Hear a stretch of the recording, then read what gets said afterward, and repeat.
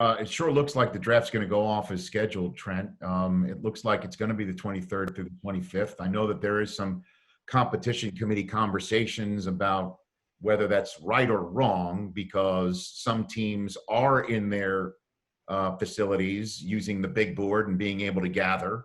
Other teams are in cities and sheltered in place, and they're not allowed in their facilities. So what does the next 3 weeks look like for Tua in terms of getting on the horn with people, or what he needs to do to potentially make sure he's drafted as high as possible? Best that you can share.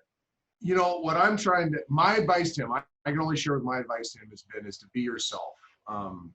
Tua is a unique kid in a good way. He's got that really super cool Polynesian vibe, but he's got that fierceness, competitive, like assassin quality to him too. Right. And to overcoach him in this process would be a massive mistake. To give him talking points, to try to make him somebody he's not. As he engages with these teams, from day one, I told him and his family, I only want them to see the Tua that I know. Maybe a more refined version, maybe one that obviously is now moving into the professional realm and not the collegiate realm. So there's refinement to your personality, your thought process, but be Tua. Because when Tua walks into a room, the room's better. If he's on a Zoom call, I'm pretty sure call the teams that have talked to him, they're going to say the same thing. It jumps through the screen. We did a little quarterback Olympics yesterday, just me and him, because it was kind of his day off. And we just did like throwing drills from our knees and targets and, set up things around the indoor. And I had him beat twice, and he came back in the last seconds and beat me. And, he suddenly talks a little smack. He's really good at talking a little smack. I'm devastated. I'm laying on the floor, whining and screaming because I thought I had Tua beat, and he's needling me a little bit. My point being is that I just told him, you be you, and then let the agent, Chris Cabot, who's fantastic at what he does, he can guide you through the processes of how this works in a new world. But I think the more people get to know Tua, I know the media is going to love him. I mean, Trent, I already do, man. And trust me, Georgia knows the feeling about thinking that Tua has been beat, and then he comes out at the last second and makes the throw. So the question I have, though, is the physical part of it. Like, are you sending videos to teams, or have teams asked for your particular insight too? Yeah, we're compiling a bunch of video. The agent's handling that. But I'm purposely building the drill sets, building the workouts to show what I know that the real evaluators want to know. I'm not building it for the media. If I was building it for the media, I would know how to do that.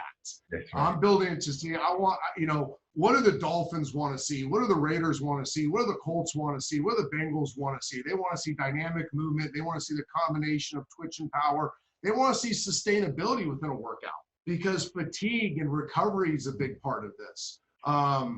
Today we're going to do about a 70 throw script. So he's going to drop and throw 70 times today to live receivers. I'm going to know a lot tomorrow morning when I'm with him. Where are you sore?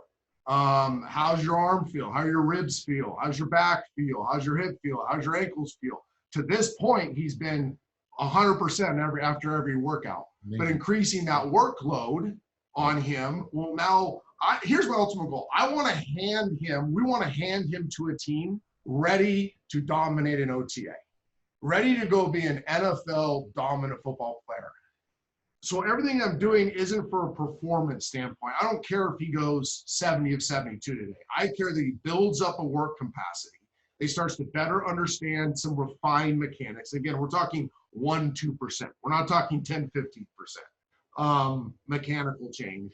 So that when he goes to an OTA and they ask him to learn this big playbook, execute a 7-on-7 script, that as he is making adjustments, he can self-evaluate and he can self-correct.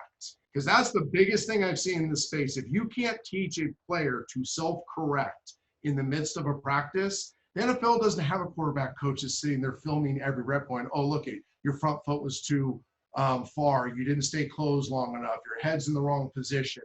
Yada, yada, yada. It is XO, XO, XO, XO. So teaching him so he can self-correct if anything starts going haywire, or if things start getting a little sore here or there, he knows what's causing that.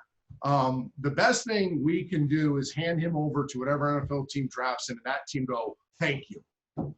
Thanks for letting us do the rest. Thanks for letting us build what we want to build. But you gave us a product that was healthy, that was fresh, that mind was clear, was excited about learning, excited about working, excited about meeting a whole new tribe, meaning your organization, excited about going into the community and reaching out. Not one that's broken down through the pre-draft process and weighed down and burdened and tired and exhausted and starved to death.